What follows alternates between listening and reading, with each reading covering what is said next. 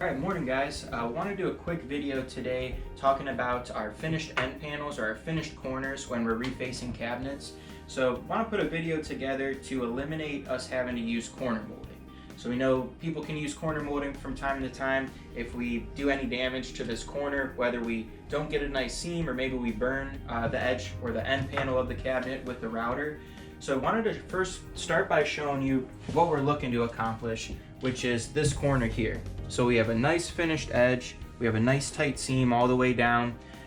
The only thing showing left is that little black line that's left from the thickness or the backer of the laminate. We filed it up nicely. We don't have any burn marks from the router or the file. So this is what our goal is on every end panel or every corner, is to get a nice tight seam like this. We're going to talk through some of the steps on how to accomplish this. Alright, so first step when we're talking about getting good corners on our finished end panels, we want to start by talking about after we route our end panel off of the cabinet, you want to make sure you come back with your file and really clean up this edge. Now this face frame has a lot of glue built up on it with it being in our training room, but normally you're just going to have a small bit of glue and dust left behind from that router after we route this finished end panel. And you want to come back with your file and really file that down nice and flush and remove all of that dirt and dust. If we don't do this, even if we do a great job routing when we put our face frame laminate on, we're not going to have a nice seam. There's going to be all sorts of bumps and gaps. So we really want to make sure we file that nice and flush with the front of the face frame and remove all of that glue and dust that's built up. You also want to be careful not to roll your file over and create a bigger seam on the edge. So I don't want to be beveling this piece of laminate that's on our end panel.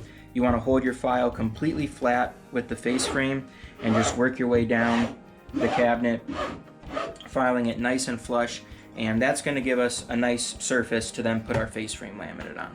Alright, so once we have our face frame laminate up, we want to talk about what we want to watch out for when we're routing. So what we're keeping an eye out for is we don't want to burn any of the laminate, and how that can be burned is from this metal tip that is on our router. So it doesn't have a bearing or a wheel that spins, and this is a bit that's made for laminate refacing and made to work with laminate products, so it is recommended to use as we're refacing the cabinet. But that bit is going to heat up, and even if we just let it sit on our finished end panel for a split second, it's going to leave a little burn mark that we're never going to be able to get back out. So as we're routing, one thing we want to do with our prep work is, as soon as you're done filing this finished end panel, is put a piece of blue painter's tape before we ever even glue this piece of laminate up to the cabinet. And that blue painter's tape is going to help protect our finished end panel from the router. Now it is still possible for us to burn through that blue tape, so we have to, as we're routing, go at a good speed. We could even put a second piece of blue tape if you're finding that you do burn the laminate quite a bit and even maybe burn through the blue tape. A lot of people will put a second piece of tape down the side, especially where they enter the cabinet at. So if I was getting ready to route this cabinet and I was going to, I'm going to be going counterclockwise. So if I was going to be coming around here, maybe I always start at the bottom corner. I might want to put two pieces of blue tape there. That way, if I always am starting in this point, that's a good spot where I might burn the routers, right when I come in and connect to that end panel before I start actually transitioning up the cabinet. So those are some things we can do. You always want a piece of at least one blue painter's tape, and if you are finding that you burn it a lot, maybe put a second piece of tape wherever you start on the cabinet. That way you can limit, as you enter into the laminate, we're putting extra protection against that end panel.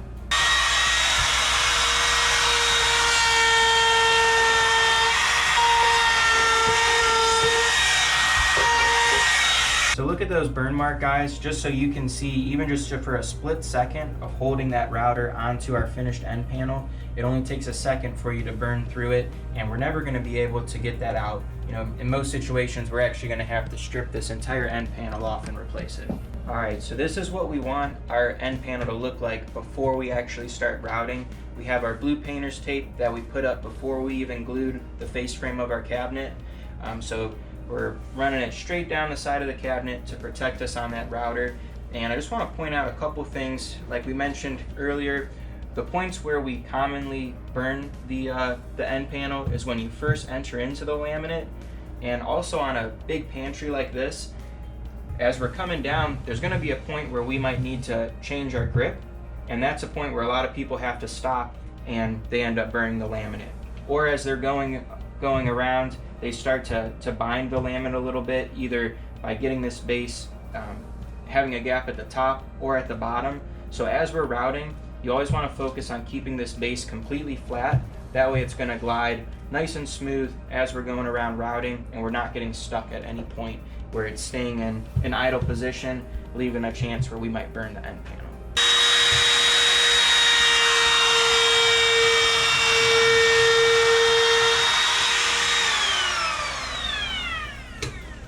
So we kept the base nice and flat the whole way up. Now if we peel our blue painter's tape, we'll see if we have any burn marks there and what our corner looks like. So we have a pretty nice looking seam. You can see just the dust and the glue residue that's left behind. We're now going to come back and clean that up with a file, but that blue painter's tape, that protected our end panel. We don't have any burn marks now. Alright, so we have our cabinet routed. Now we're ready to come back with our file. As you're filing, you want to keep in mind the direction that the teeth are going on your file. So you'll see that they're on a 45-degree angle, which means we want to file on a 45-degree angle, and that means now our teeth are going to be going directly into our material. You also are going to want to file in a clockwise motion. That way the teeth are always going forward. We don't want to be backtracking with our file. So we have the little bit of glue and router dust left behind from our router. I'm going to make small motions, cleaning that up. I want to be careful that I don't burn the end panel with my file. So I don't want to file too far. Just enough to get rid of that glue and dust that's built up on the edge, and that's going to get us the best looking seam. So I'm just making small motions, that way I have a lot of control. You can see a spot here where I actually filed too far, and you're starting to see that white line come back next to the end panel. So that's what we want to avoid. So that time I went a little bit too far on our end panel. So we want to just go enough to get all that glue and dust off. Alright, so just to recap, guys, this is again what we want our finished corner to look like at the end of our jobs. We have a nice clean 90-degree corner here. It's been routed, there's no burn marks. We came back and filed, got rid of all that glue and dust that's built up on our edge here. We have a nice tight seam. So with a situation like this, there's no reason for us to use corner mold. We're not going to have to put any of that up. The last thing we would do is come back with our paint pen. So we have paint pens that will match every color that we offer at Cabinet Restylers.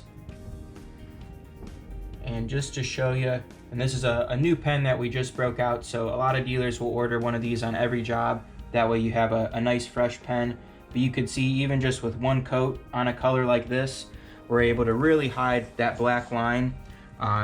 Typically I'll let it dry for a little bit, no more than 30 seconds or a minute, and then we can go back over it with a second coat to really make sure, especially on some of the lighter colors, that we could cover up that black line.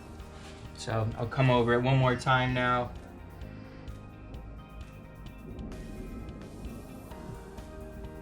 And now we really completely hid that black line.